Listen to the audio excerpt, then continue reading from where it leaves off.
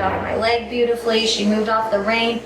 No problems at all. So I figured, okay, that's enough. We got our point across that we don't, buck. You don't leave on a bad note. So I went over to the gate. We always open gates on our horses. That's just is how we've always done it. We open gates mounted. That horse has done it hundreds and hundreds of times. So I went over, side passed her to the gate to open it. I leaned over, lifted up the latch, and that's the last thing that I remember. My friend that had already gone off was sitting in a chair watching. She said that what happened is as soon as I opened that gate part way, she tried to rush out, and the gate again hit her. So now this gate monster has hit her twice, and she's really upset. So she took off running and bucking. I went off, and the interesting thing is she said that when I went off, I got right back up. I brushed off my clothes, took my hair out, shook out my hair, found blood, and then said, oh great, I'm bleeding, and then went and laid down on the picnic bench, and then I was out. So I was life-flighted to the hospital at Sutter and Roseville. Then they sent me over to Kaiser in Sacramento, then to this really bad place, care facility in South Sac, and then it ended up here. When I came here, I wasn't able to move. I wasn't able to speak. I kept being asked, can you move your fingers? Can you move your toes? And to me, I thought that I was. And I was all there in my head. I knew what was going on. I thought that I was wiggling, and they just would sit there at the blank look. And I was like, are they moving? No, they're not moving.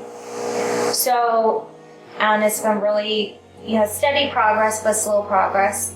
And on Monday, it was the first time that I sat up and was able to hold my head up. But all those videos are online, so everyone can see my journey. And I decided that I wanted to show people what it was really like when you get hurt from not having a helmet.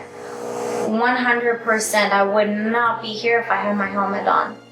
I hit my head up here, and it cut my head open just a little bit.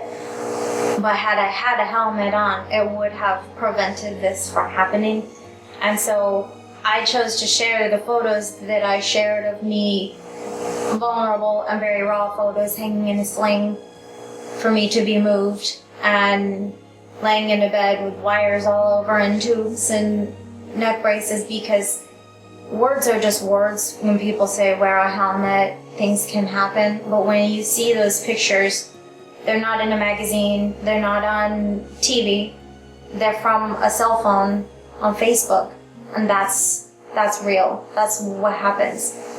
So that's why I chose to share my story, because I was one of those people that hated helmets and had every excuse in the world not to wear one. That day, I had a helmet hanging up right by my saddle, and I just was going to get on this horse just for a minute. It just was to get it handled and be done, and it took seconds, and it's changed everything. So I understand those that say, I don't want to wear it, it's uncomfortable, it's hot, it gets in my way, it's ugly, it messes up my hair. This is way worse than any of that stuff. So I wanted people to see what it's really like, because it's not okay. It's affected my family. I have an 18-month-old, a 5-year-old, and an 11-year-old, and it took 3.5 weeks for my 18-month-old to even come near me. She was terrified of me because my voice was different. I wasn't the same mom that she knew. And my speech started getting much better and more normal over the last week and a half. So she started coming up to me to play. And on Thursday, my voice started to go back to being a little bit messed up. And so it's on and off. But she was here yesterday, and she heard this speech that was not what she knows is her mom, as she hurried over to the side of the bed and jumped to her dad.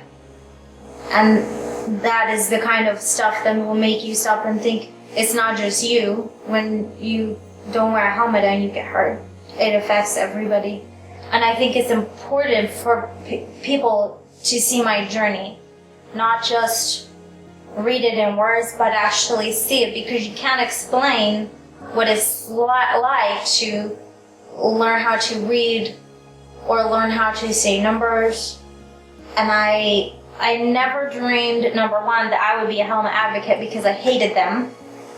I always made my kids wear them, but I hated them. I didn't grow up wearing them.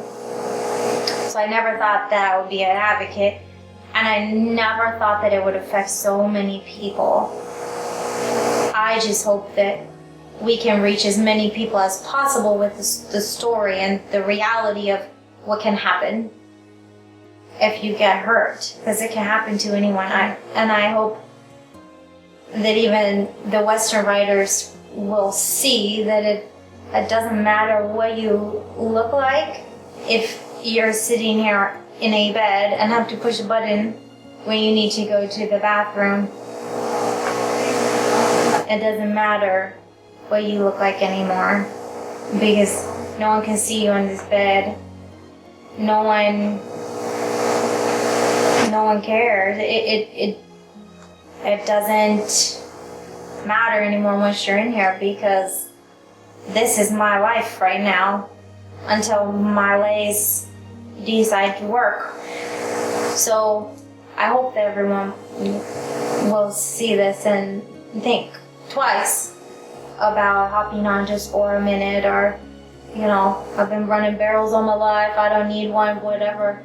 You don't know when they're going to lose their footing, or, something's going to happen. You just don't know. So that's my story. Hopefully it helps other people.